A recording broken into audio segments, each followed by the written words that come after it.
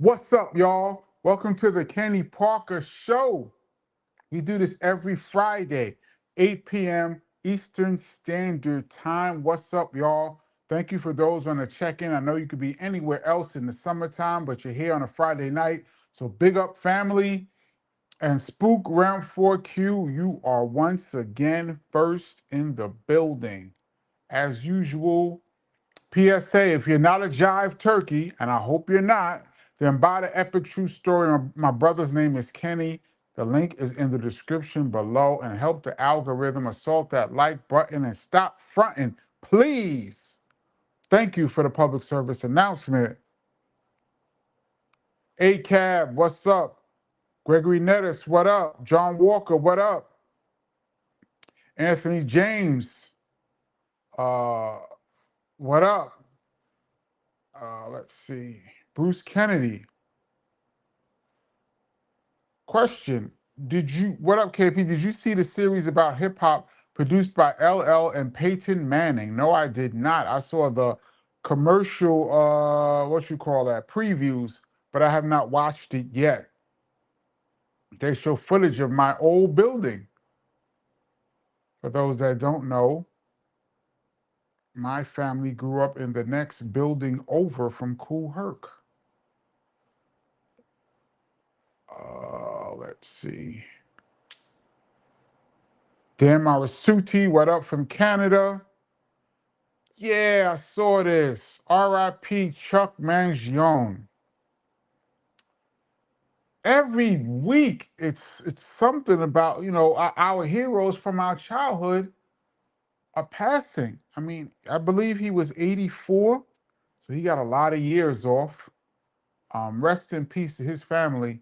And, he's most well known for the instrumental Feel So Good, where he won, I think he's a two-time Grammy winner, but I know he won a Grammy for that. Do you remember back in the day when they had Grammy that you could win Best Instrumental? Do you remember when instrumental songs played on the radio just like any other song? And the musicianship was so incredible and so beautiful that you didn't even need vocals.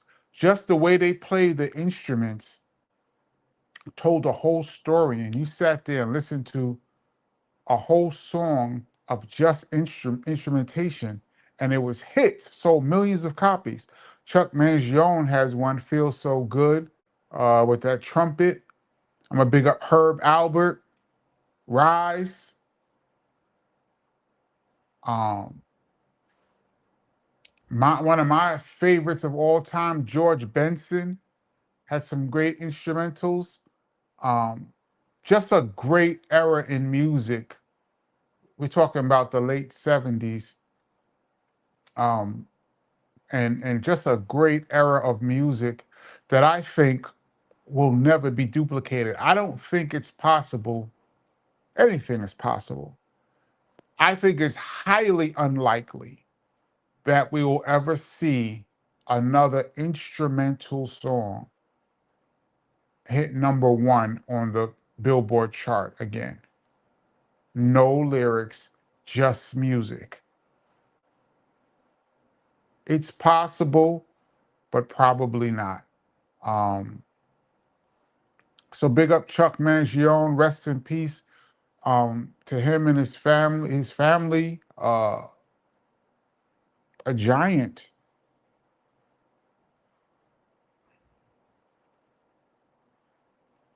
Um, Jason Wall says EPMD's Unfinished Business came out 35 years ago today.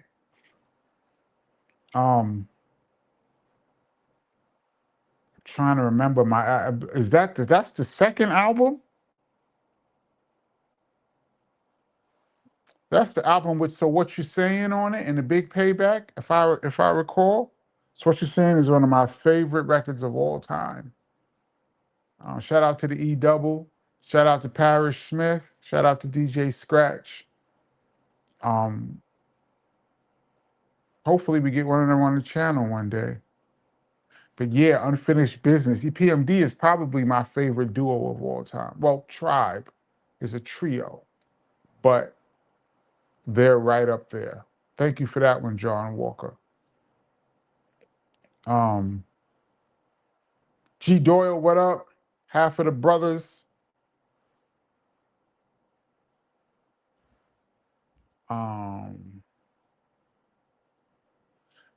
Jason Wall says Beastie Boys, Paul's Boutique also came out 36 years ago today. Yes, my brother, KRS-One, for those that don't know, my older brother, he used to play that album a lot when it came out, Paul's Boutique. He used to play that album a lot. Um, Spook Realm says, hold up, did any of y'all see that South Park episode about Trump? Saw highlights.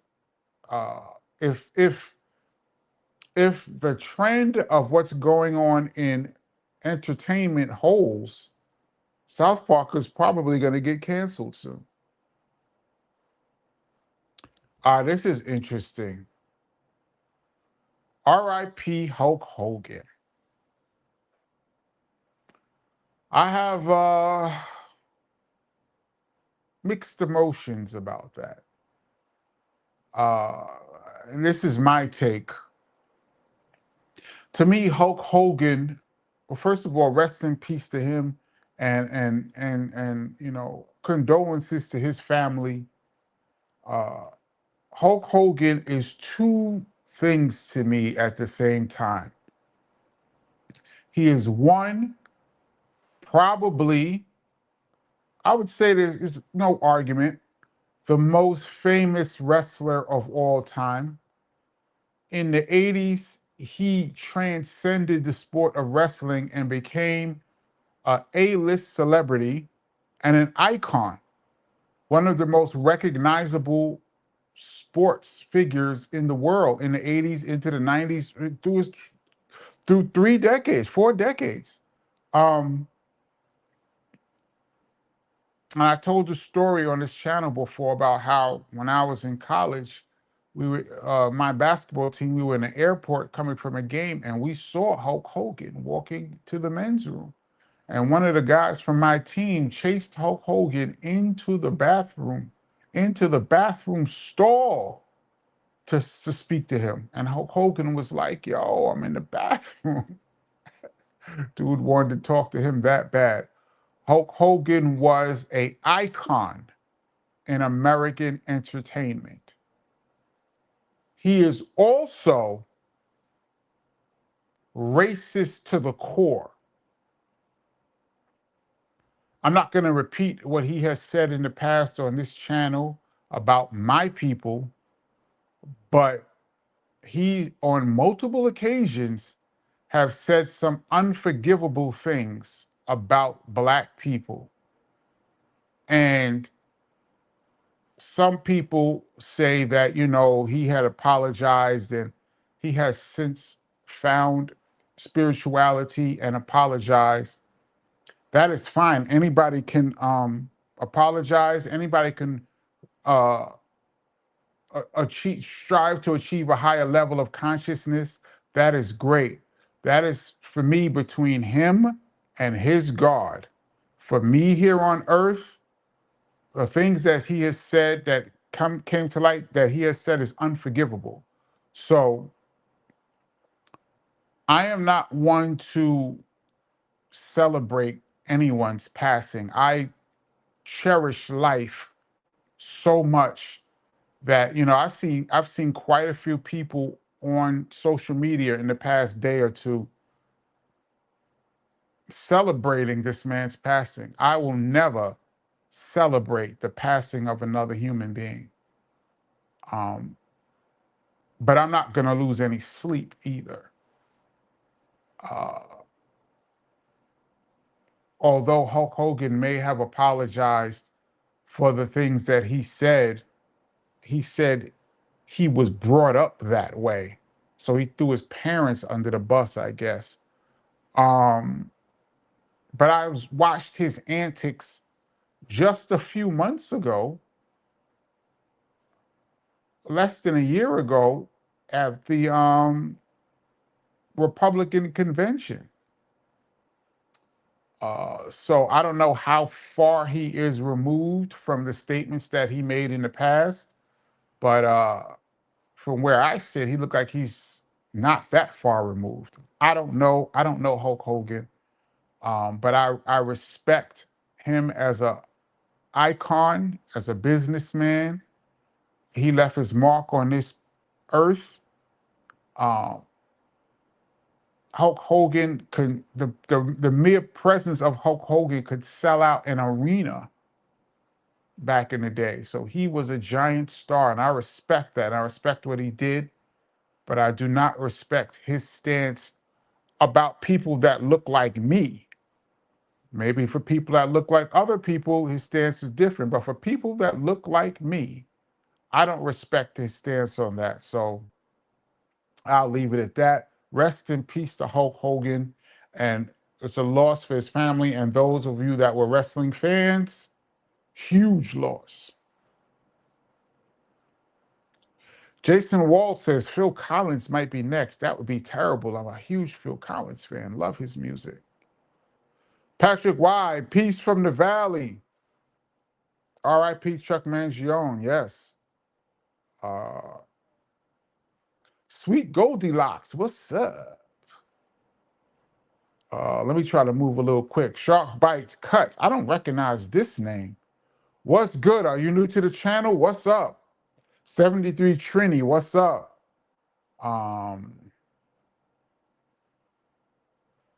JWoo72, what up? Engage VR YouTube channel, what up?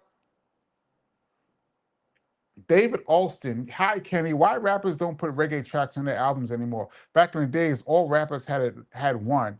Yes, and I will credit the trend of having reggae tracks on your album to Boogie Down Productions. Will always get paid.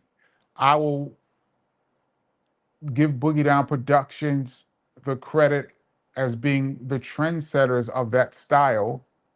One of the many trendsetters that Boogie Down Productions has done. I'm just going to toot the BDP horn. Why isn't it done these days? I don't know. I mean, I feel like dance hall. We're talking about dance hall mostly, I assume, but reggae, but dance hall. It seems like it has ebbs and flows. Um, it gets really popular for a couple of years, and then it seems to go down into the subculture, the reggae music. I would say subculture compared to American music. Then it'll stay there for a few years. Then it'll rise back up, and then it'll come back down. It seems like it has ebbs and flows. So it seems like right now, reggae music is not in the Billboard top of the Billboard charts, top 40. So I would say it's quiet. But of course, if there's any trend comes, people will jump right on. So when reggae has its upflow again, and it will, somebody's going to jump on and start trying to do reggae again, or bring in reggae artists, bring in a Sean Paul, bring in hopefully a Buju or somebody, or bring in somebody old school I like Super Cat or Shaba. That would be great. That's my answer to the question anyway. Jimmy Knight, what up? Canera says George Benson Breezing is the joint. Yo, George Benson is one of the greatest guitar players that ever lived. It doesn't even get mentioned. Before he went and before he became an R&B artist, an R&B star in the 80s, in the 70s, excuse me, he was he used to almost battle himself singing and playing the guitar at the same time. He'll do a scat, boo boo boo boo boo, and then playing the guitar at the same time, boo boo boo. My mother used to play George Benson religiously, so we grew up really listening to George Benson. Breezing, as you said, was incredible. I do believe, didn't he win? He won a Grammy for that album as well.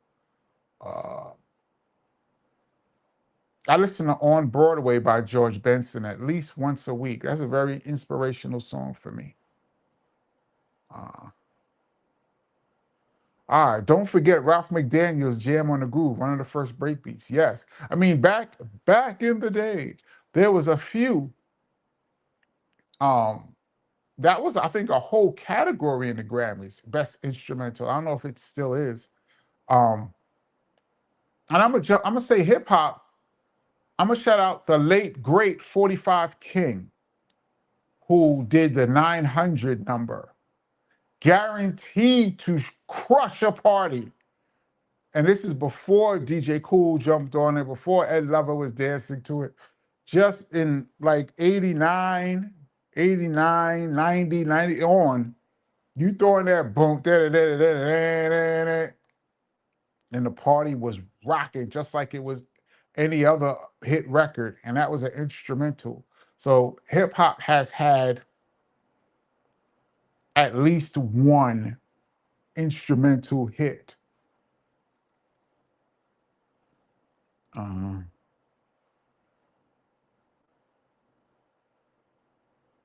Uh, Rhythm and Blues Preservation Society. Karis One did an interview years ago, and he said that he originally named I Got Next album Just to L. It was called Just to Prove a Point.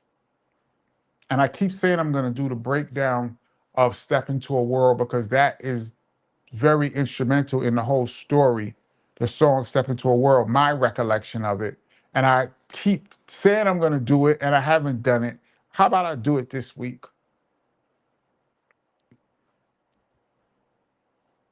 This is a good one. The theme for Miami Vice was probably the last instrumental I can think that was a big top 10 hit. How about also Midnight Express? Remember that doom doom doom doom doom doom doom doom doom doom doom doom doom doom from the movie? I don't believe there was any lyrics to that, if I recall. And Art of Noise, Moments of Love. Although I do believe there's a part where they go bop, dop, dop for a second in the record. The record's like 10 minutes long. And I believe that was another great, it wasn't in the top 10, but that was a great uh, slow jam record. But yeah, Miami Vice theme, that's dope, Jason Wall. Rosmel says, I am not a fan of Hulk Hogan. He has said some violent and disgusting things about black people in recent years. Yeah, I touched on my feelings about that. But yes,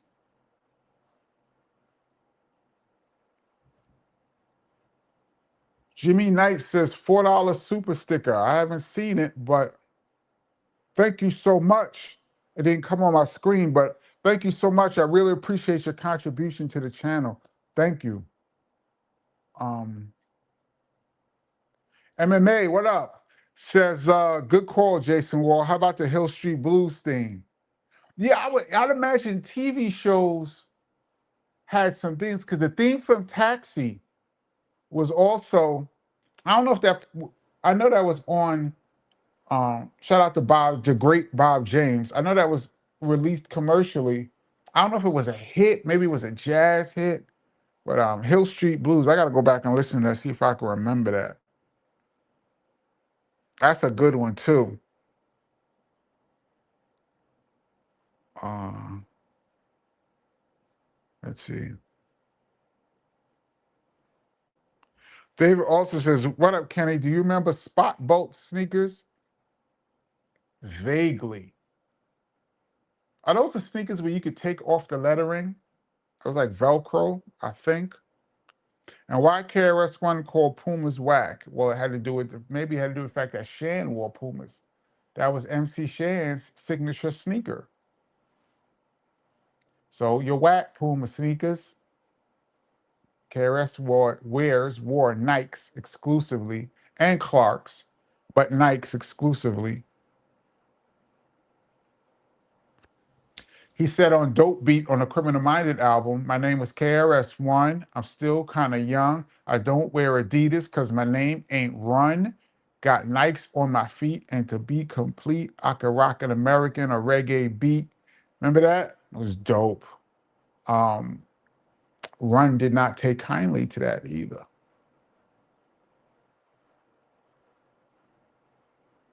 Yes.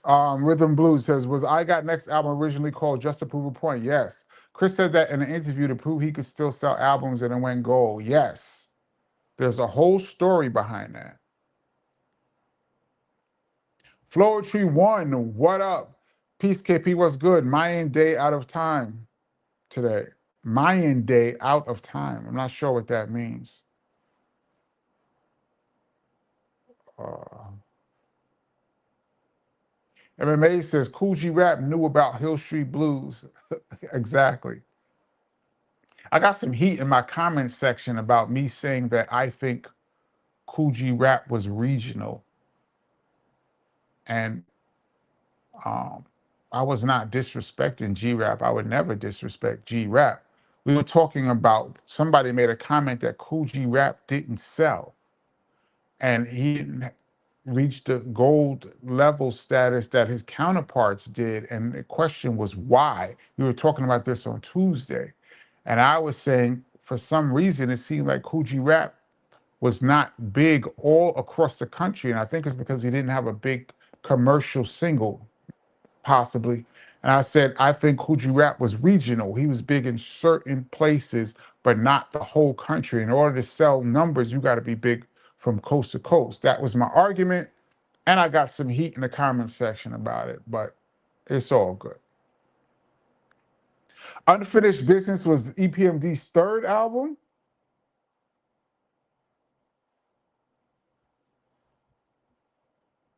Oh, Strictly Business,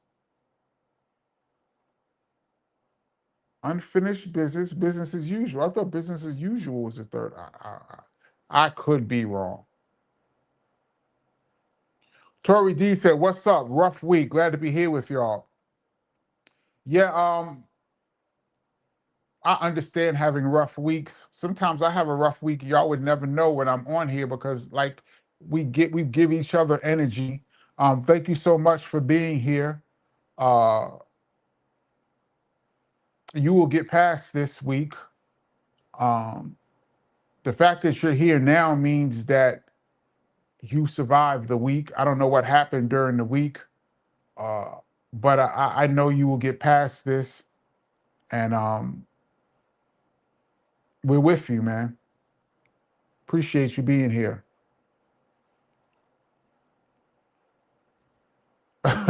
Reggie Johnson says F Hulk Hogan. Um, Jason Wall says Hogan changed in his later years. Maybe he did. Sometimes the damage is done, though. For me, it is. And like I said, I saw Hulk Hogan 8, 9 months ago. I don't know. He was really doing it up on that stage when a lot of people were saying a lot of things.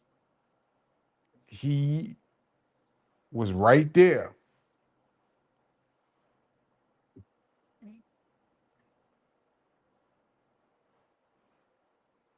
Jimmy Knight says, "What's your favorite format to listen to music on?" Personally, I'm a huge fan of vinyl and CD. There's nothing like holding an album in your hand. What's your thoughts?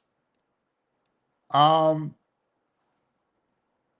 these days, I like to listen to a lot of music in my headphones and zone out and be mobile. I go for long walks. I try to get in 5 to 6 miles a day just walking, and I like to have headphones sometimes. So these days, I like to listen to probably, would you say digital music, because I can listen to it in my ears and have a lot of music.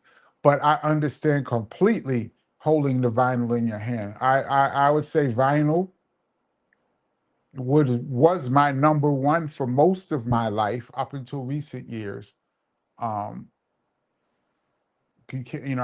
carrying around vinyl becomes very difficult. But I would say vinyl and also listening in my ear digitally. Um,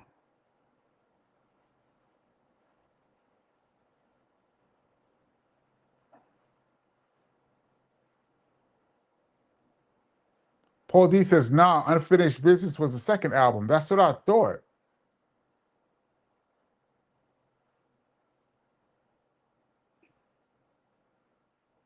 It's an interesting question I think about a lot. Yo, KP, my birthday was on Monday. Happy birthday to you. Um, do you think if you had the right coaching and the right training, you would have made it to the NBA? Well, the chances of you making it to the NBA are so slim. Um, but yes, I think, well, three things. Had I had the right coaching to motivate me, the right training, of course, to get my body right, and also my mind right, that would have been on me. Sure, I could have made it to the NBA because I had the height. Um, I was tall enough to play in the league, a position in the league, but the skill level that it requires to get to that level. I mean, even in college, I had ups and downs in college. Uh, but sure, the right coaching and the right training, and had I had the right training from young, because I never really had training like that. I played on teams that had coaches, but back in the day, we used to work out, play a lot, work on some things. We called it working out. These kids now, they train with trainers with specific drills and hired trainers to work on specific things to make them better when they're children moving up. So training now is different. We didn't train in my day. We worked out. There's a slight difference. And it started early. But yes, I believe I had the height to be in the NBA. So all the rest of it would have had to have been, different things. Um, KP, do you remember Doo-Wop 95 Live Volume 1 and 2? I remember. I never listened. I didn't listen to mixtapes like that. I used to make my own tapes. But I remember that tape being hot. And shout out to Doo-Wop. He's a cool brother. Me and him have had conversation. Divine Existence says 19 by Paul Hardcastle is my favorite, the extended version. I forgot about that. I do believe there's 19 in it though, right? 19, 19. What about the Whistle song? Y'all remember that? Wasn't that kind of big? Um, Somebody just said the Whistle song by Frankie Knuckles. Guess who? MF's? Yes.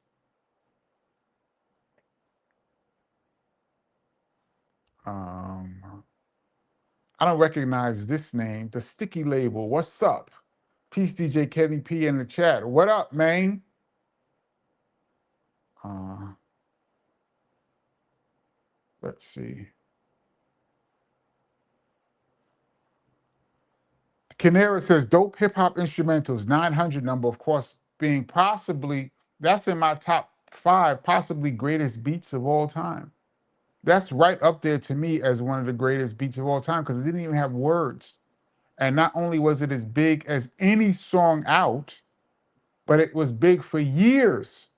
And then people jumped on it and made more hits. Cool. DJ Cool went gold, had a gold single.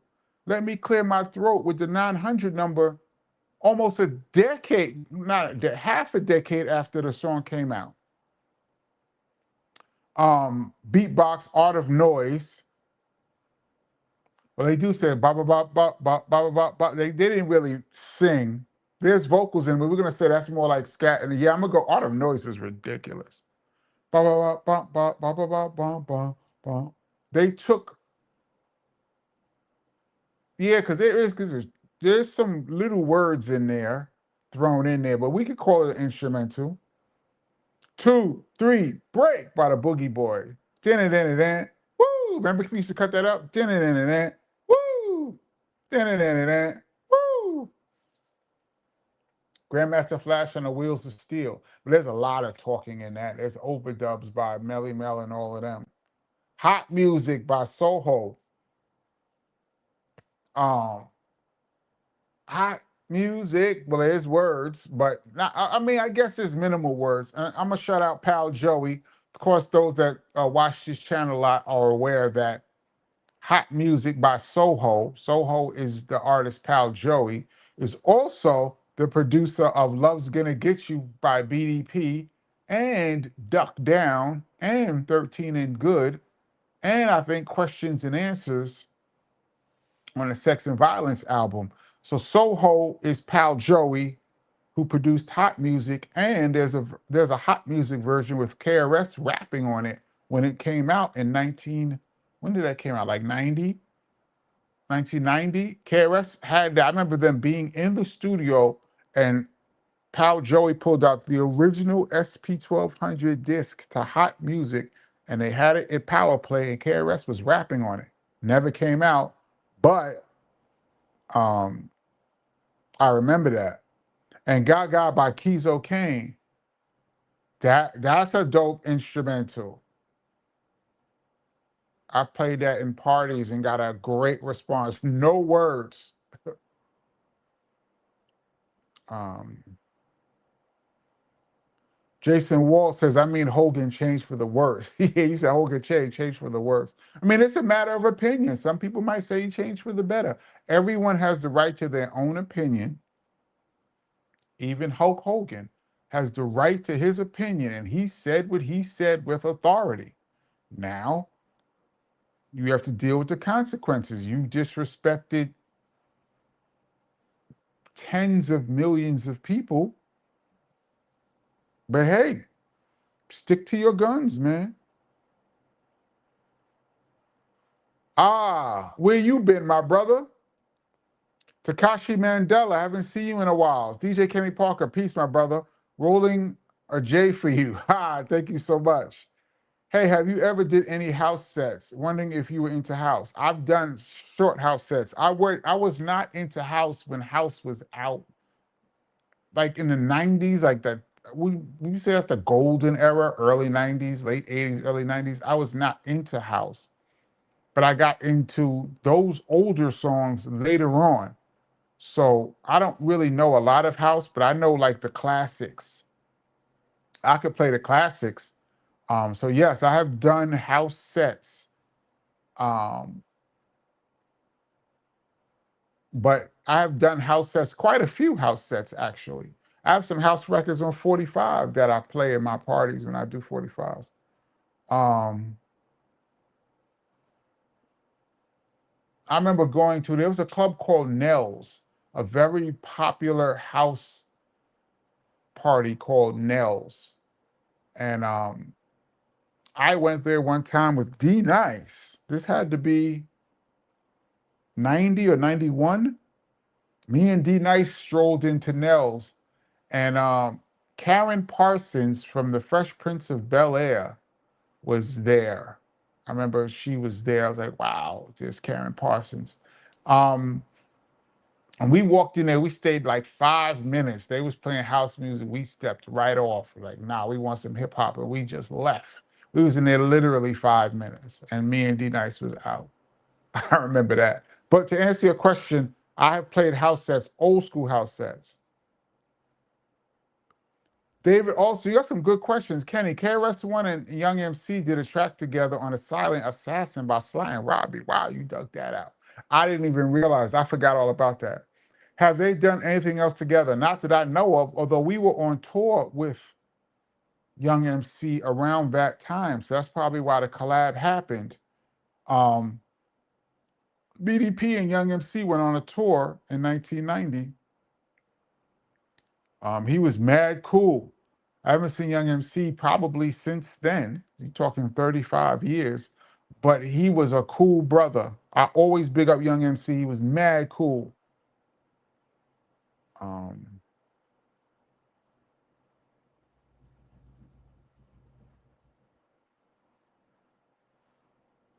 Flochi One says, happy birthday, Danelle the Don. The Don, yes, happy birthday. Hope I got your name right again. Butchering.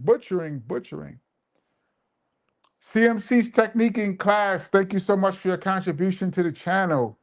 Says, yo, KP, I'm surprised that Sanford and Sons theme song wasn't sampled more in rap. Dun, dun, dun, dun. Didn't, what's his name, do the underwater, what's his name? Fresh Prince's beatbox. Ready Roxy. Didn't he do the Sanford and Son beatbox underwater? Dum, dum, dum, dum. Y'all remember that? He was underwater.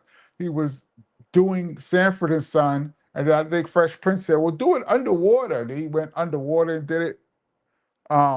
Yeah, I'm surprised it wasn't sampled more. Shout out to Quincy Jones. I believe he did that theme song. I think any number of television theme songs, had they been put out um as singles, would have probably done very well. They were already hits. And I'm gonna speak of another breakbeat, SWAT. The theme song to SWAT was funky, and a lot of people have sampled that. Um, I don't know why I'm not seeing these super chats like I normally do. Uh, Vincent Ross says, shout out to D Nice. His first album had an anniversary this week. Wow. I remember that album. I was not in the studio for any of the recording of D Nice's album, but I do remember when Call Me D Nice hit, it was huge. That song was the #1 rap song on Billboard for 4 weeks. D Nice for a whole month was the #1 song in Billboard rap. He was on tour. He was everywhere. D Nice was everywhere with that song. Me and D Nice used to chill quite often around when that song was out. And he did some shows with BDP too with that song. I've actually thrown that song on for D Nice a couple of times. And he produced it. And also Crumbs on the Table. I forgot that song was dope too.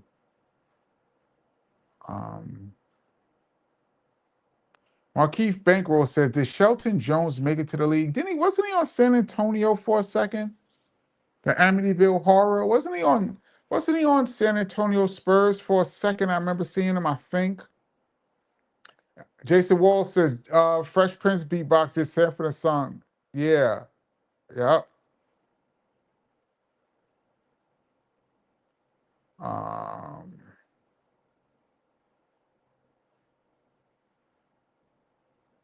Supreme Divine says, you're right, KP. Business as Usual was their third joint. I think I remember seeing Eric Sermon after that album. That album, Business as Usual, I believe, was their least sell. It just barely went gold. The first, remember he said 30 days later, the LP went gold. So what you saying? EPMD was going gold in 30 days, for real. 1 month out the gate. But I believe their third album was slow and like took a while. I think that was their first album on Def Jam, I believe.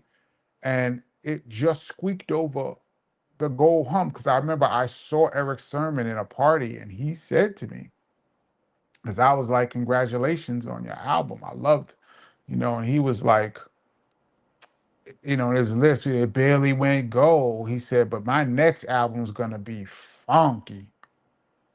And I was like, woo, because I loved all EPMD. Now the next album turned out to be the one with Headbanger and all that on it. So he wasn't lying. That album sold a lot of records. That's the one that had Crossover. I think that was their first and only gold single. But yeah, I saw Eric Sermon in a party and he told me that the third album just squeaked over, but that fourth album, he was coming with it, and he did.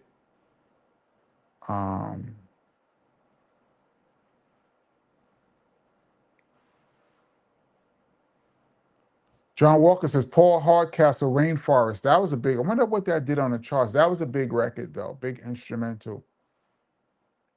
Cutie Pie, what's up?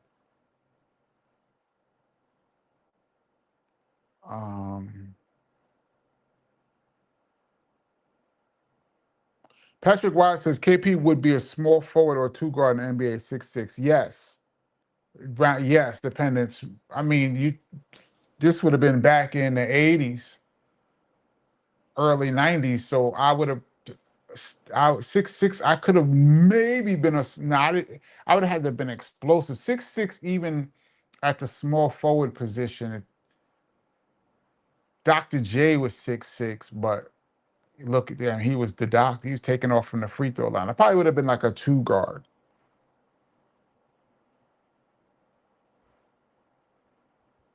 Um, John Walker says anything from Kraftwerk. I forgot all about Kraftwerk. Um, but Trans Europe Express has words. I'm gonna take that out the equation. Trans Europe Express. And I don't even know what else he's saying. Zun zun zun, and a zun zun zun, and a zun zun zun. I can't remember off the name of my head, but you know he said Trans Europe Express. That had words. I'm gonna take that out. But numbers. But even numbers had words, right? Each, we, saw, she. They had little words. Are we gonna count a phrase here and there as an instrumental? Are we going strictly no words at all?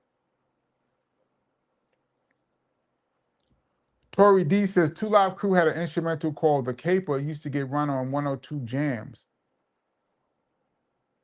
Didn't know that. Oh, Darryl Thomas said one of my faves is Touch of Jazz by Jazzy Jeff, even though there's a rhyme to that.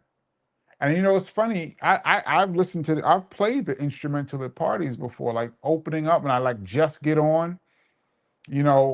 Classic hip hop parties. I'll throw in a touch of jazz and let the instrumental, and let that play. One of my instrumentals that I throw on.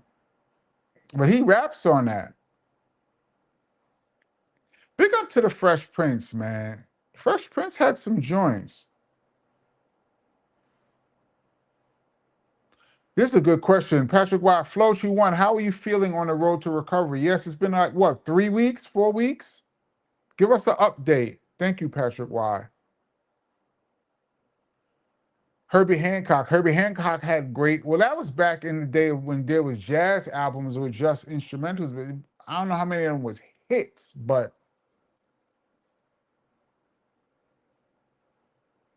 I mean, in the world of jazz, there's probably was many hit instrumentals, but that crossed over and made it big, like Chuck Mangione, like Feels So Good. Um, that's a different story. John O says, KP, how did KRS hook up with Steady B? Because they both were on Jive, and I've heard DJ Doc mention that, and I still do not haven't had DJ Doc on the channel. Um, and he was instrumental in that. Floshi One says, KP, you should have some regulars on a show and you could play your beats and we could maybe each do 8 bars just for fun. I don't know if the sound quality would work though. I mean, we could make it work. We live, we just rocking, but that's a good idea. Maybe one day we could do that. I'd have to figure out how to do it.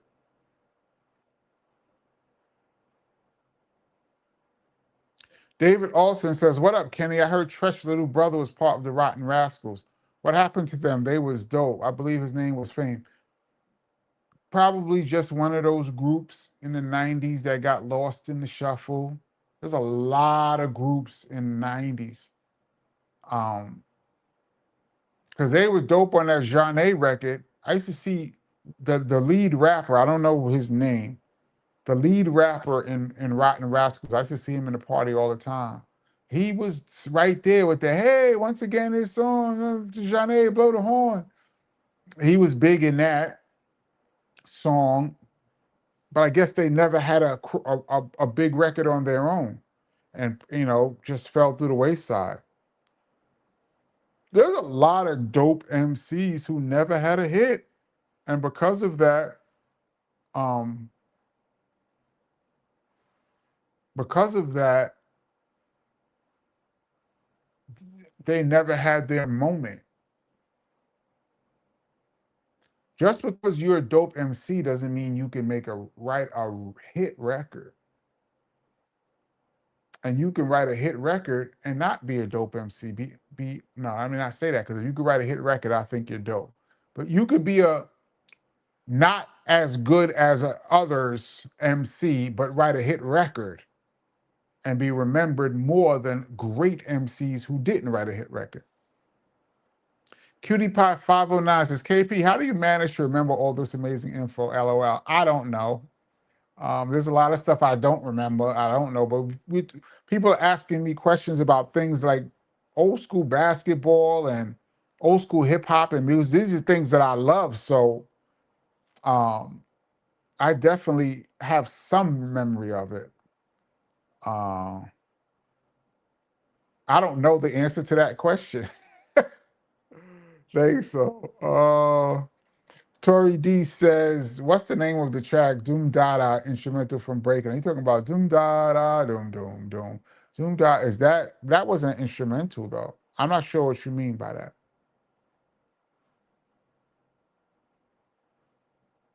Tell them how you really feel, Markeith Bankroll. Hulk Hogan was a racist, liar, and a scab. I don't know if he was a liar. I don't know if he's a scab. I don't know, but he was a racist.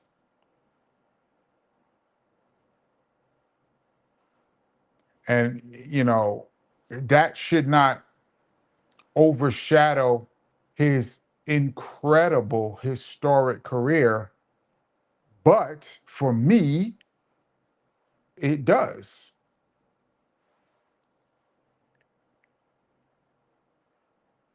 Chris Morales says, Tresh brother's name is Diesel. Fam was the dude on Hey Mr. DJ. Okay, thank you. I never knew his name, and I used to see him all the time. We used to speak and everything, never knew his name. Thank you for that. I never knew Tresh had a brother. Culture King says KRS on hot music. Yeah, it probably was for, I don't know what it was, but I know I was in the studio when they were working on that. I don't remember what it was, but what happened, but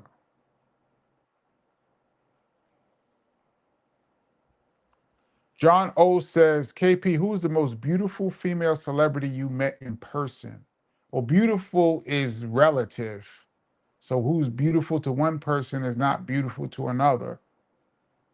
Um, And when you say met, do you mean like I actually got to speak to them or I saw them?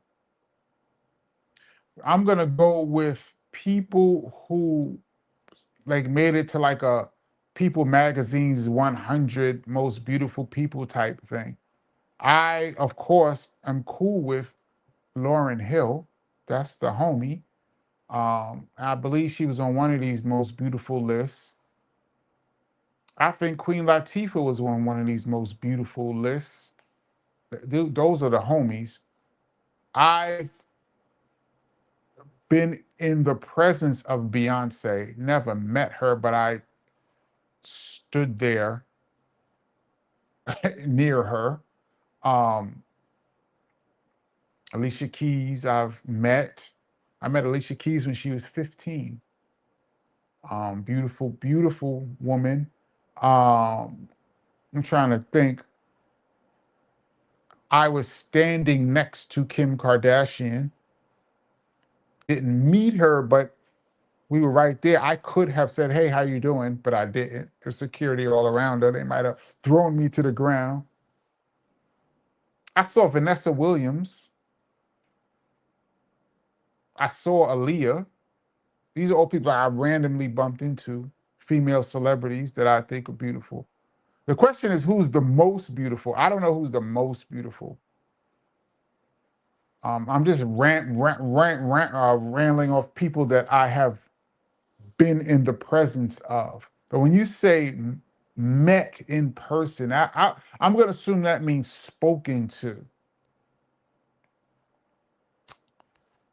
I don't know. That's a tough question. I'm going to have to get back to that because I'm probably forgetting someone. But I'm going by people that's been on lists and like models that's done modeling and things like that. Have I ever met a model, like a famous model? Not sure. I'd have to think about that. That's a great question. I'd have to think about that. Beauty is in the eye of the beholder, though. But I would have to think about that. Great question, though. Canera says, yeah, Nels had that Tupac situation. Yeah, that's the club where Tupac got in all of that trouble. So it started at Nels. Um, I went to Nels a couple times. I went to Nels 3 times. Once with D Nice. One time we went there and I did not get in. And they would not let me in. Nels was kind of on that Studio 54 pick people, a lot of people at the front, and they pick who they want to come in. They was on that. And I'm standing there and they looking over me like you're not our type. So that night I didn't get in. But when I was with D Nice, we got in. And then a third time I got in and I found out they had a hip hop room downstairs. So with all the club and house music upstairs, downstairs was a hip hop room. And I remember the song that blew it up in there was Who Got the Props? Who Got the Props? 5FT, Evil D, and Buckshot. That record, this had to be 92. That record blew up the little downstairs hip hop room. It wasn't even a hip hop room. It was like they played other stuff other than house and club, and they had like a little hip hop set. They probably played like 5 songs, and one of them was Who Got the Props, and it came on real hard in Nels in the basement. Um,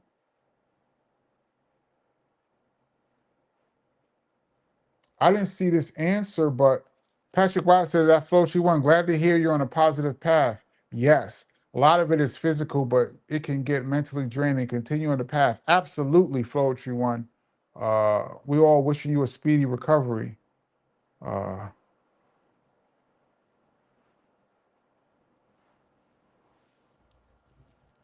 let's see. Uh, Flochi One says, yeah, I have some gloomy days, but I will keep plugging along. Peace to y'all. Much love. Yes, please plug along and keep us abreast. Spook Realm says, happy 60th to KRS-One. Can you believe that? His birthday is August 20th. Um,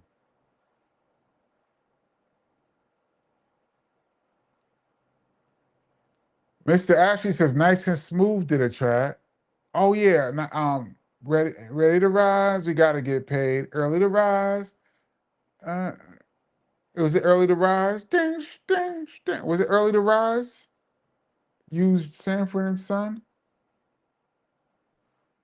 Gerganetta says Sanford and Son theme song did win a Grammy. Oh, didn't know that. So it was a hit. That's big. We're gonna put that in the list of great instrumentals. Good call. Um,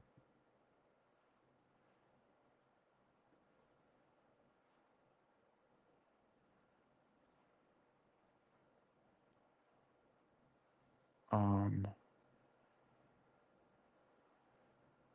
Patrick Wise says maybe Quincy wanted too much for the sample. That's why Sanford and Son wasn't used more. It's possible. Sample clearances are so expensive, y'all. I have learned my lesson sampling. I lost. You don't lose because it's not your money. It's your money, but it's record company. There's a budget set aside for sampling, but you get to keep the money that you don't use. So it's your money, but it's not your money.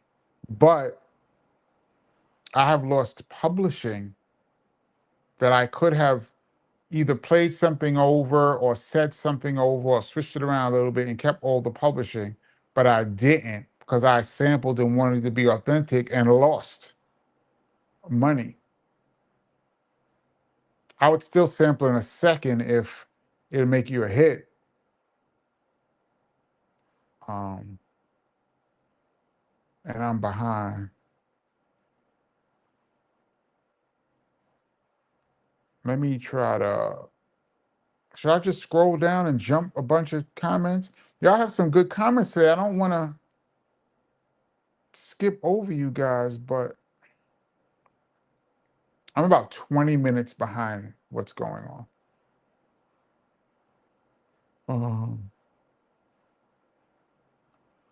Mark Townsend says business as usual is a classic. Absolutely. Gold Digger, Rampage. Rampage was banging. Give the People, it was on Def Jam. Yeah. And Eric said it barely squeaked over the hump. Theo Sanders, Kenny, what up? Remember K Solo? Of course I do. That's my man. Got any stories? Loved his trap Tales from the Crack Side. Crazy storytelling, crazy. Um, no, I just remember we did some shows with K Solo back in the day. Um, I'll tell you this, which is partly a Redman story. We did a show in the Apollo, and Redman and K Solo was on the bill, I believe. And at that time, Redman's album was just coming out. I believe his single, his album might not even have been out. It might have been just the single, the first single off Redman's album. One where he says, I'm speaking in Korean. Well, I forgot the name of his first. Blow Your Mind. Might have been new or whatever, but Redman was performing and he used to DJ for K Solo. Redman was K Solo's DJ. So I remember they were about to go on. We were going on later on because we were headlining. And Redman did not have any headphones. And I had these headphones. I used to use these small headphones called Sony MDR. I can't remember the number. Was it 35? They were so loud and small. And I used to rock them. They were really hard to get because they were discontinued. And I remember Redman said, "Joe, can I borrow your headphones? I'll give them back to you. I need it for the K Solo show." And I said, "Sure." And I gave Redman my headphones, and he was supposed to put it back on our DJ riser afterwards. Of course, like 2 hours later, BDP comes back to perform, and Redman took my headphones. So now I have no headphones, and the show is about to start. So this had to be 92. And I had to borrow headphones from the sound engineer. So those aren't DJ headphones. Those are like big studio headphones. I had these big giant headphones on my head because Redman took my headphones. So Reggie Noble, you actually owe me a pair of headphones. Reggie Noble took my headphones when he DJ'd for K Solo and never gave them back. That's not really a K Solo story. It's more like a Redman story, but I love the Def Squad. Hit Squad was Hit Squad then, not Def Squad. It was the Hit Squad when K Solo was there. I remember the first time I met K Solo when he was on Unfinished Business. Remember the song Knick Knack Paddywhack? I'm gonna shout out my homegirl Heather B.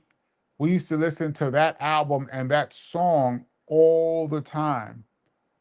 I was still in school at that point, and I remember we went to this club called Sensations in Newark, New Jersey.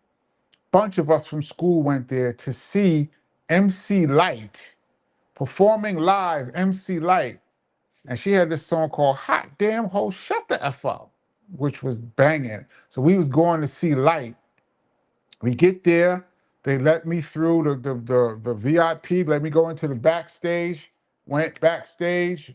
Me, Heather B, a few of us from school went backstage, and we went into the dressing room, and MC Light was not there. EPMD was sitting there, and I remember we was like, oh, I was like, excuse me, I had not met EPMD. That's the first time I met them too. I walked in, I was like, oh, excuse me. And Parrish was there, and he was like, "Yo, what's up?" I was like, "What's up?" I had a BDP hat on and everything. I said, "What's up?" to Parrish, and I was like, "We was looking for Light."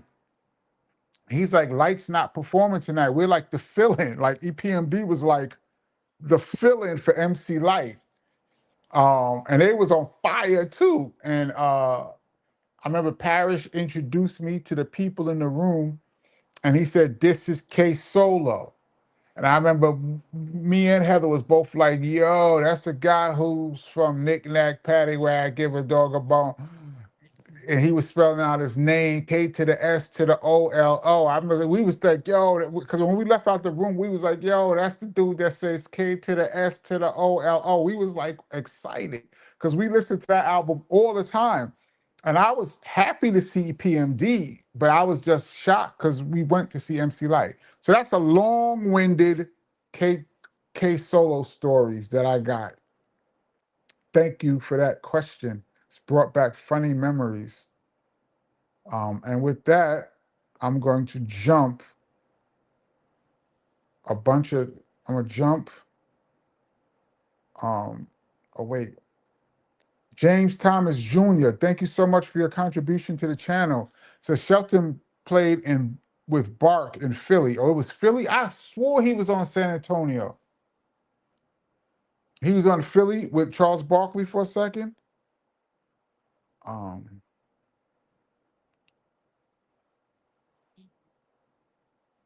David Alston says, Kenny, do you remember Don Barron? I heard Heavy D got his chanting style from him, the original Mike Chatter, R.I.P. Hev. First of all, R.I.P. Heavy D, that was the homie. Yeah, I remember Don Barron for Masters of Ceremony. And he had a beef with Heavy D because Master Ceremony, he was going dilly dilly dilly dilly Grand Poobah, dilly dilly dilly dilly Doctor Who, dilly dilly dilly dilly Don Barron. Who we talking about? Masters of Ceremony, and then Heavy D came out with I'm the diddly diddly diddly diddly D. And I remember Don Barron has a record dissing Heavy D. Remember that called Why You Want to Sound Like Me? Why Everybody Want to Sound Like Me? I think Marley Marl used to play it. Why everybody want to sound like me? And he was going at Heavy D. So yes, I remember Don Barron very well. Guess who says Watermelon Man was a smash?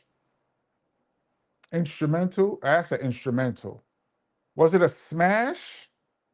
I'm too young to remember. Corey Flood says, did we mention Herb Albert? Absolutely. That's probably the biggest instrumental maybe ever. Let me scroll down some more because now I'm really behind after my long-winded K Solo story. Martin Waring says, I know I'm late. Thank you so much for your contribution to the channel. But I know I'm late, but I always enjoy your live sessions. Thank you so much. You're never late. You're right on time. And if you missed the live, check out the rewind. Big up to the rewind crew who's going to check this out later on. Thank you so much for your contribution to the channel. Tori D says, Man Parish, hip hop bebop. Isn't there words in that? Bebop, don't stop. Not sure.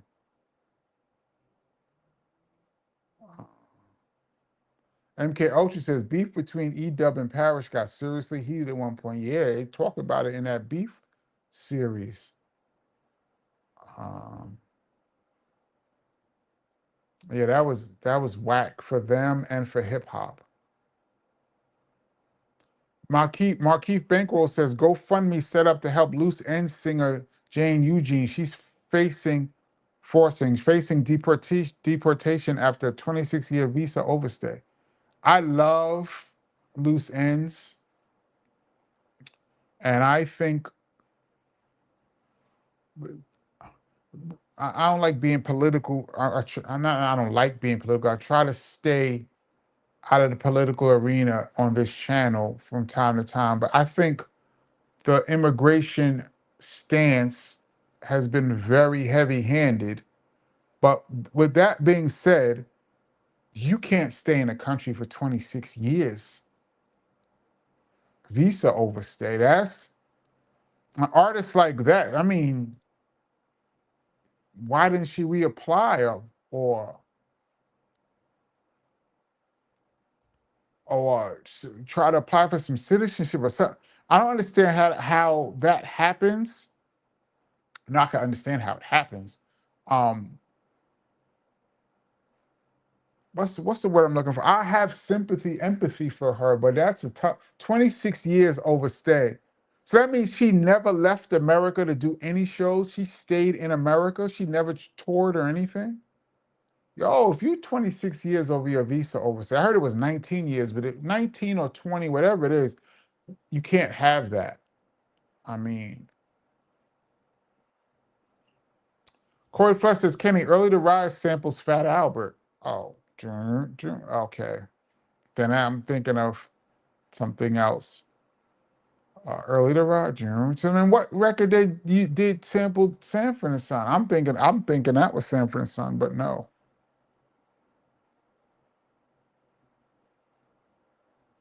Yeah, I see y'all killing me on here. Tybo 2020, what up? Says Early to Rise was Fat Albert, not Sanford and Son.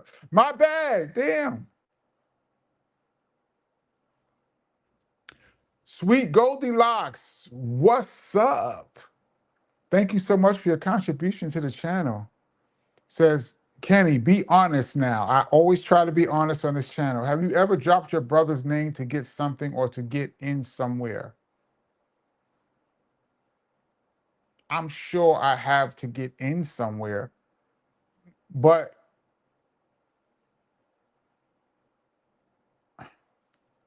normally my brother's names get dropped for me. Like when I come to a place trying to get in, they will say that's KRS-One's brother. Like, I would say, if they say, well, who's at the door? Who are you? I would say Kenny Parker from Boogie Down Productions, Kenny Parker from BDP. That's what I would say.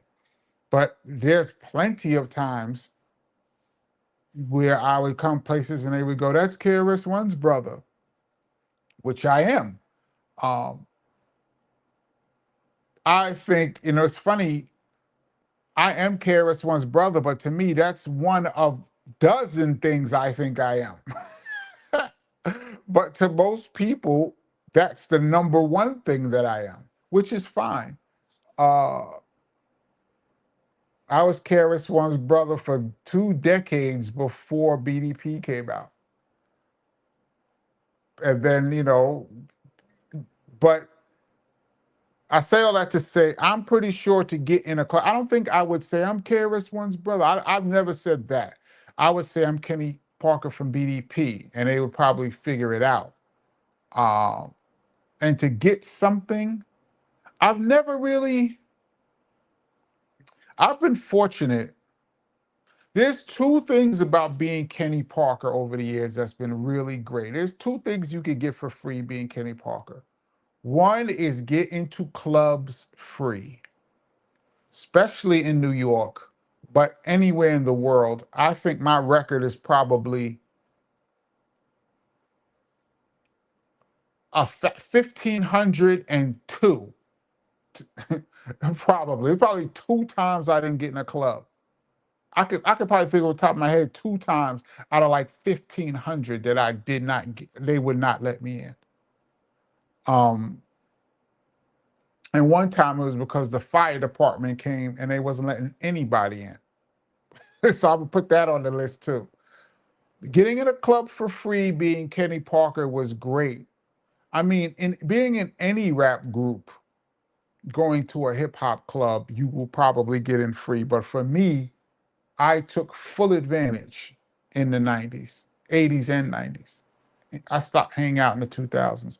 I got a whole story. If y'all didn't check out my story, my epic fail about the Tunnel nightclub, if I know most of you guys have seen it, if you did not see it, please check it out. I tell the story of why I stopped hanging out as much. But the other thing that you can get being Kenny Parker is records. Being a DJ, And being a known DJ, I can go to any record company, not now, but back in the day, I could go to any record company and get in and get all the records I want for free. And I learned this from I used to go to Jive. I used to go with my brother to Jive Records, and I remember I used to sit. He used to go in, and him and his manager, or whatever, lawyer. I used to sit in the lobby and wait for him. This was when By All Means Necessary was out. So this is '88. Before I was in the group, I would hang with him and I would wait in the lobby. And I remember the vice president of Jive Records, her name is Ann Carley. I'm gonna shout out Ann Carley, one of the nicest, sweetest ladies in the history of the music business, maybe the only one. She was the vice president of Jive. She was coming in one day and she was like, Kenny, why are you sitting out here in the lobby? And I was like, I'm not signed to Jive. I'm just waiting for Chris. She was like, no, come inside, have a seat. If you ever come here and want to get in and you can't get in, just ask for Ann Carley. She's the vice president of the company. I was like, thank you, Ann. And I came in. So as I was walking around, I saw that record companies have different departments: marketing, uh, financial. This is in '88, but it got bigger later. But this time they had different sections, and then one was marketing and radio promotions, and they had all the records there. So I remembered that. So I started going back a little later on when I became a DJ, and I started saying, well, I can go to Jive and get records because records was so expensive. And I was killing myself trying to buy records. So I went to Jive and I was like, can I get Tribe Called Quest album? They was like, sure, Kenny. Here's Tribe. Here's Too Short.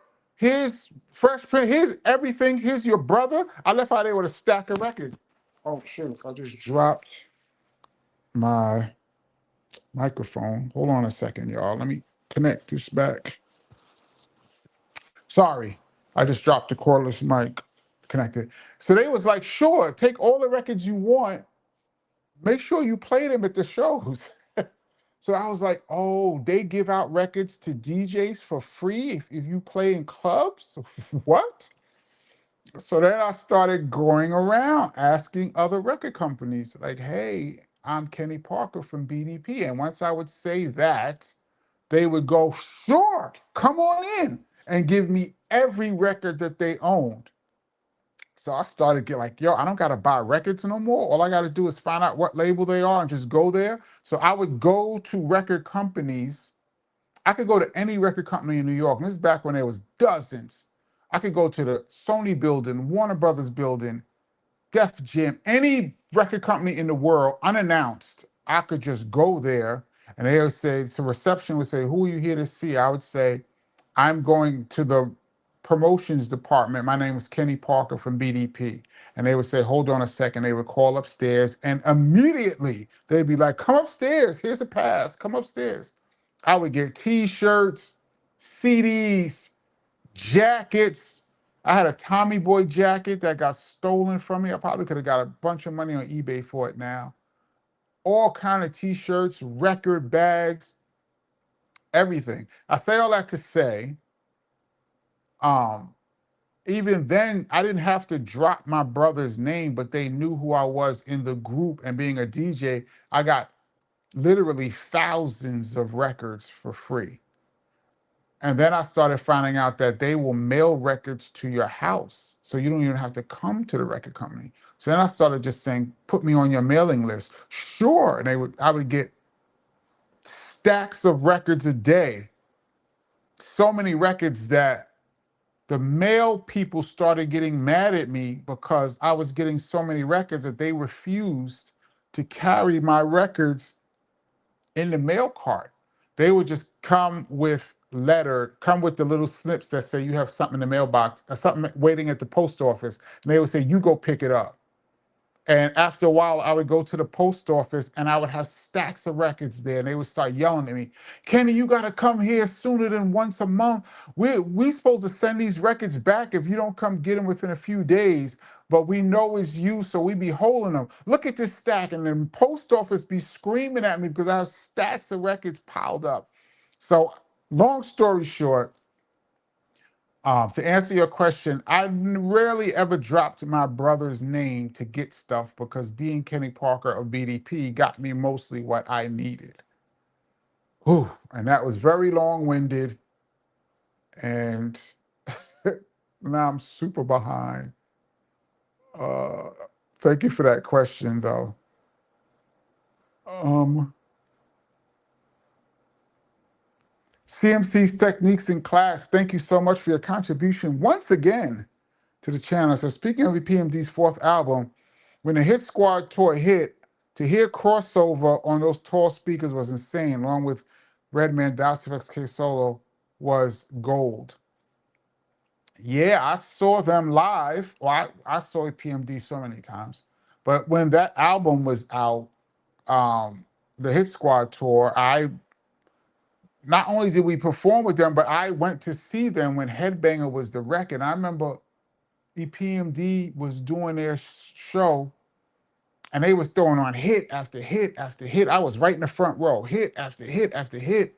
And then they paused for a second, and the crowd, somebody just started going, the headbanger, the headbanger. Then the crowds just started going, the headbanger, the headbanger. And then find the whole Apollo.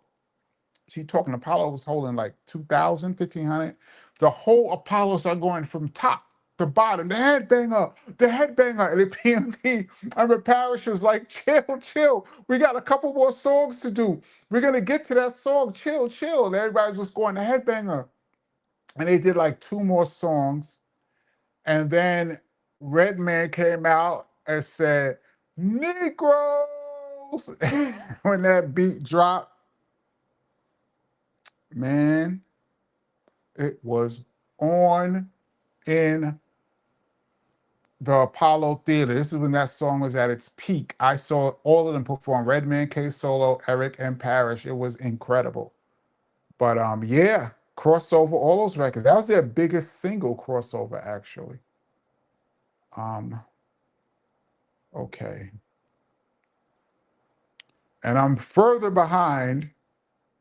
Let me make this smaller because it's too big. Here we go. Now I made it too small. I'll make it just like that.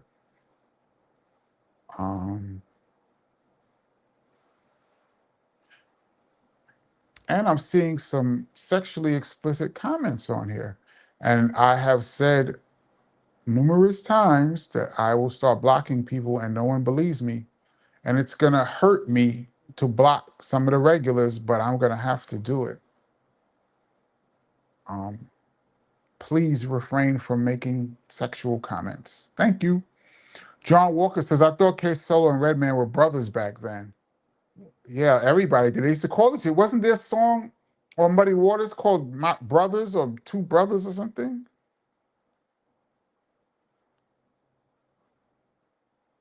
MK Ultra says, Heather B got your Redman poster and Redman got away with your headphones. Conspiracies around Kenny. Yes, all this happened to me, man. Heather has my Redman poster. She still didn't admit that it was the Muddy Waters. She keeps saying it was There's a Dark Side. It was Muddy Waters. And I never told that story, but Redman got my headphones. I wonder if he will see this. Redman, you should come on to the Kenny Parker show and explain.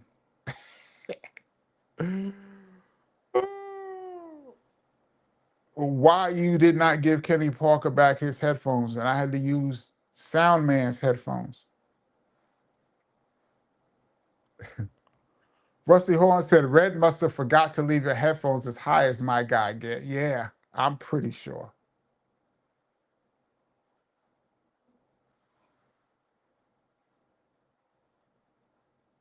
David also said, Kenny, what was the point of putting a coin on the record needle? To give it more weight. On the Technique 1200s is the turntables that became the industry standard, even though, and I think they came out in like the late 70s or something, but they became popular in the 80s and DJs just stuck to that. Like all kind of turntables have come out And the DJ community was like, we don't care what you make. We are rocking Technique 1200s. And Technique 1200s have a weight on the back that you can adjust. On the back of the arm of the turntable, there's a weight with numbers on it, and you can turn and adjust it to your particular feel so that the record will stay on, so that the needle will stay on the record. Sometimes even that didn't make the record stick good enough. So sometimes people would take a nickel and put it on top of the needle head to hold it down just a little bit more to make the record, to make the needle stay on the record even a little bit more. That was the purpose, to give it some weight. It's 9:20. For those that just checked in, this is the For those that just checked in, this is the Kenny Parker Show. We do this every Friday, 8 p.m. Eastern Standard Time. Big up to the Rewind crew. And as a matter of fact, I'm going to scroll all the way down to the bottom. I'm sorry, y'all. I'm missing, I say this every week, but I'm missing a ton of comments. I will go back and listen. I saw this. John O says PMD on LL dissed each other on Rampage. Yeah. Well, first of all, Parrish says that LL played, what he played? To the Break of Dawn? What song he played? And he dissed EPMD on the song. I think it was To the Break of Dawn when he said, shoot the holster off your cowboy pants. And did the pew, and that was from Strictly Business. He played the song to them that he dissed. And I believe they went back at each other on Rampage, which is hilarious. Friends, but still competitors dissing each other on a record is nuts. That is nuts. I have heard that story.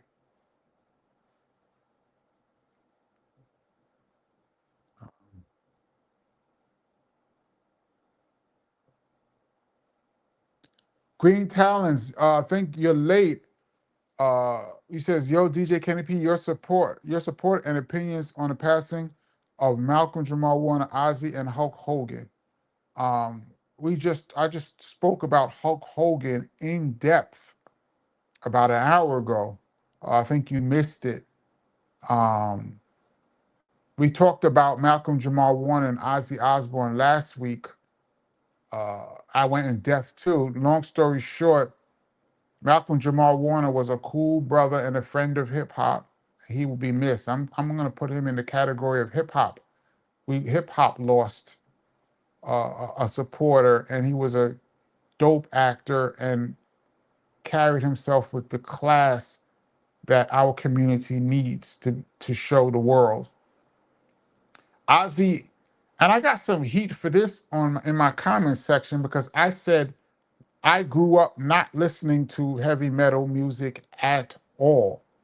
I did not know any Black Sabbath, any Ozzy Osbourne, any of those groups, except for people that sampled some of these music. I did not grow up listening to that music, so I don't really know too much about Ozzy Osbourne, only that I know he was an icon in heavy metal. I know he's in the Rock and Roll Hall of Fame. I know that he has substance abuse problems and his wife cleaned him up and helped him get straight. I know he was a reality star, but Ozzy Osbourne, I wasn't too familiar with his musical career. And some people were trying to diss me in the comment section. You're supposed to be a DJ and you don't know about Ozzy Osbourne? Hey, first of all, I don't supposed to be a DJ. I am a DJ. And I've been DJing professionally for 35 years. So you can't hurt my feelings by saying you're supposed to be a DJ. But that is the purpose of this channel, is to pass information back and forth. And I have no shame in admitting things that I just don't know. If I don't know it, I'll say, yo, I have no idea.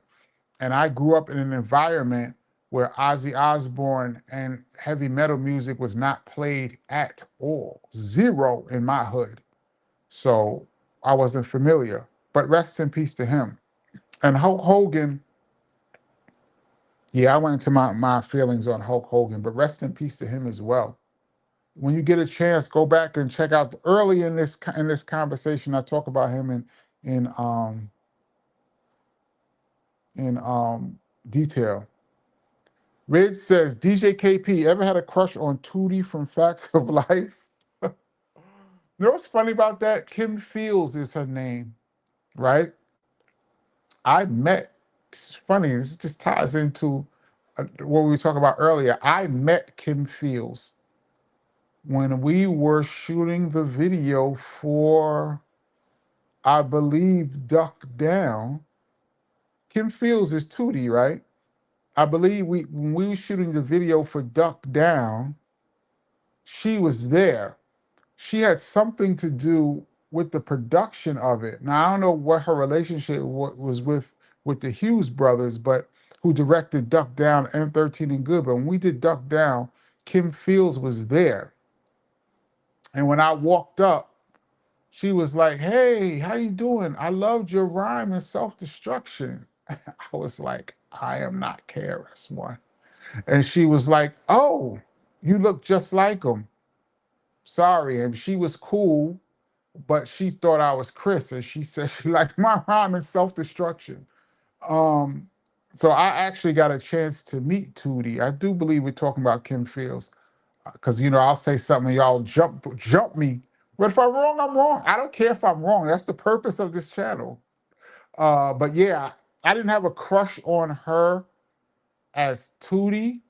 She was young to me, like she's a little younger, but I got to meet her as an adult. I just thought about that when you brought that up.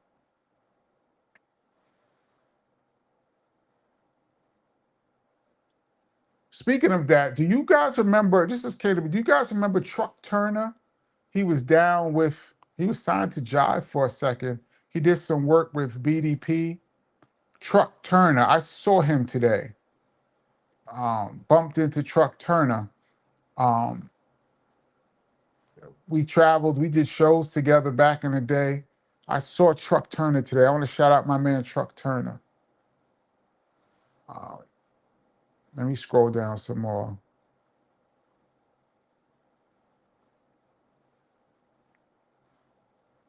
Dave Wilson says, Kenny, Heather B was wilding out on The Real World. She was out of control. Very funny. I love her. Yeah, she was very funny. I was there for some of the tapings of some of those shows. I was actually on season 1, episode 2. I'm the first DJ and first producer ever to appear on a reality show. I am the first. Real World season 1, episode 2. Me and Heather were in the studio. That's my claim to fame. I was the first DJ on a reality show.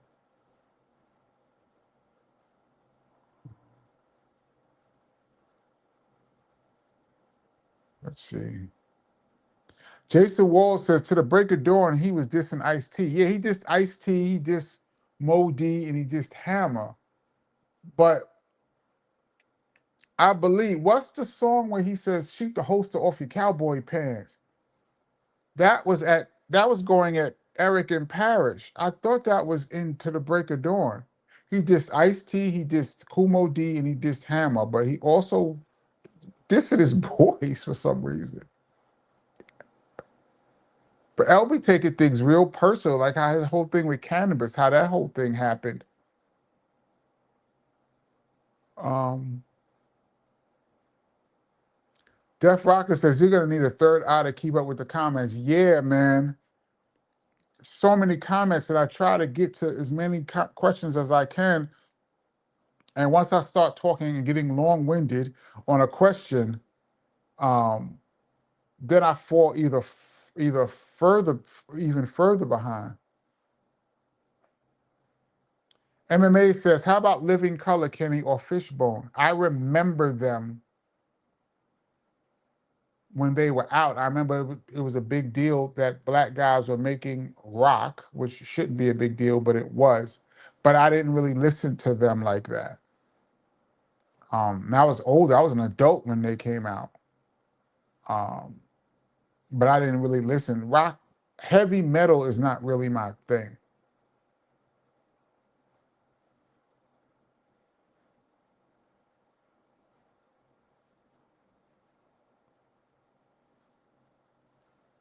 This is interesting. Speaking of rock music, Kenny, you guys ever hear anything from Deep Purple about the Smoke on the Water sample or You're Slipping? First of all, should I even comment on that? Back in '88, they weren't clearing any samples, but I've never heard, I don't know. I've never heard Chris mention it.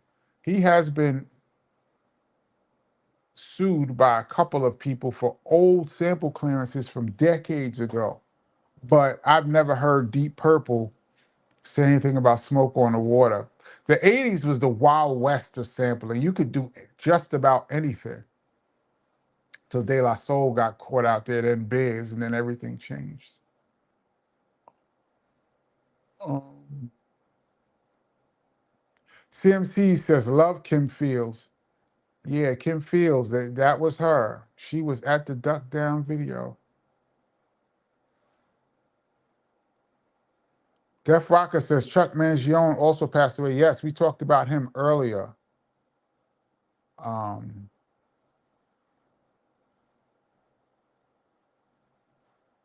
MMA says, Kim Fields is a legend. Yeah, she is. Wasn't her mother on Good Times? Wasn't Kim Fields? Was Kim Fields? I know her mother was on Good Times. Wasn't her mother Penny's mother? Was Kim Fields' mother Penny's mother on Good Times? Something like that, right?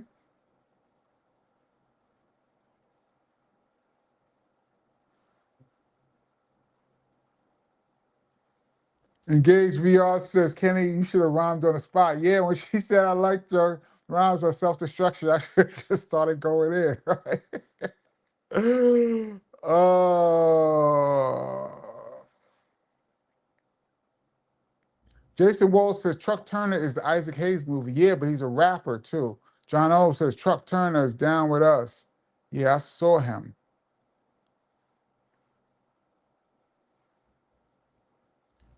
Logan 80 says, Logan 80 says DJ Premier did production for Truck. Oh, I didn't know that. Truck sounded just like DMX. Yeah, Truck Turner had been around a long time. Truck Turner was signed to Sleeping Bag in '89. He was King Doe V. Then y'all remember Shamalama, King of Body Slammer. Red Alert used to play that record all the time. Shamalama, King Doe V was Truck, later became Truck Turner. This is funny. Henry Cedillo, what up? Said Kim Fields could sing to Dear Michael. Remember Dear Michael? Do anybody remember Kim Fields had that whole song dedicated to how much she loved Michael Jackson? I remember Dear Michael. Wow, you dug out Dear Michael. That's dope, Henry Cedillo. You dug out Dear Michael. Um, let's see. Rusty Horn said, I remember you in the Real War with Heather. Y'all were in the studio. Yes. Just recently capped that DVD. I still got more eps to watch. I got good publishing off that video, off of that MTV. Heather only rhymed for 1 minute. We did a whole, we was working on a song and MTV came in and filmed it, and then they showed 1 minute of the unfinished record. We never even finished the record. 1 minute of it, they showed it on MTV, but technically that became a song. So technically, I produced a song for the real world because they used my song in the real world. And me and Heather got publishing and some nice checks um, off of that real world snippet. And a couple years ago, when Paramount reissued it, they did a whole reunion and reissued The Real World Season 1, we got more checks for that stuff we did 30 years ago. Y'all know I like to talk about publishing. Publishing is the greatest thing ever. That's why people fought and offed each other over it. B-Bo Jones says, Kenny, how many records would you guess you have in your collection?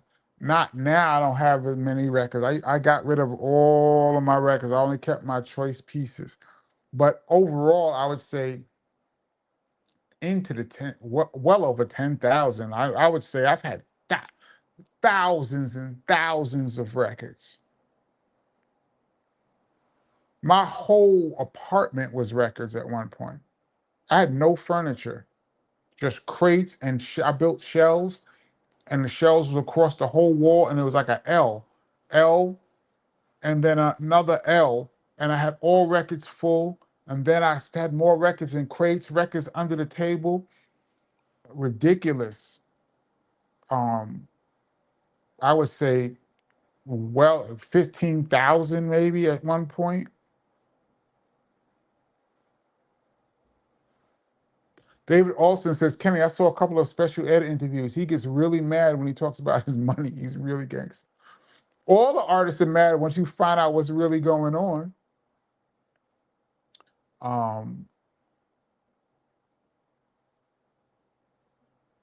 Rusty Horn says, KP, you self-proclaim yourself as long-winded. Ever think of playing a wind instrument? This is more sarcastic, but still a question. That's funny. I used to play the trombone in grammar school. That's not a wind instrument, but brass, but I played the trombone. Floetry One says, ha ha, I just saw you on the Real World, KP. Nice. Yes. I was the first. Rusty Horn says, yes, Kim's mom's was Penny's mom on Good Times. Yep. All right. We are past the hour and a half. I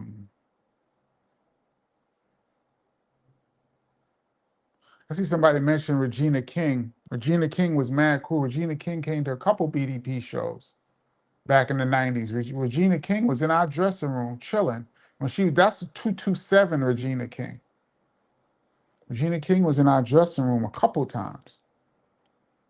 She was friends with D Nice, I believe. Yo, DJ Quiet Song says, KP, I have the Dear Michael single on 45. No, you don't. And I reckon, Dear Michael, Michael. That's a good one, DJ Q Storm. That is dope. All right, I'm going to scroll all the way to the bottom, and then I'm getting off. I'm at the very bottom. MMA says, Good Times is such an important show. Silver Founders of Wall Street. Yes, and I met. Did I ever tell y'all a story about Michael from Good Times?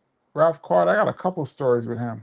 Or maybe I'll do it next time. I got a couple stories with him. He's the only person I met from the show.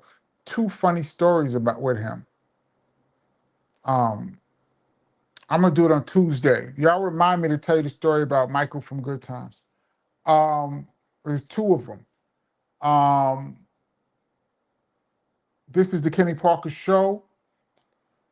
God willing, we will be back on Tuesday, 8 p.m. Eastern Standard Time. Tuesday, 8 p.m. Eastern Standard Time. And thank you guys so much for checking in. Let me see if I can make this smaller. Yes. Thank you guys so much for checking in. It's summertime. A lot of people aren't around. But the family's here. And I really appreciate you guys. And we're doing Fridays now. I really appreciate you guys on a Friday night. This is very therapeutic for me. And thank you. And I'm going to check off now. And I'll catch you guys Tuesday, 8 p.m. And somebody please remind me to tell a Good Time story because it's funny to me. I might have told it on here before, but I'm going to tell it again for those that didn't hear it. All right. Big up to the Rewind crew. Okay, I'm out of here. Peace.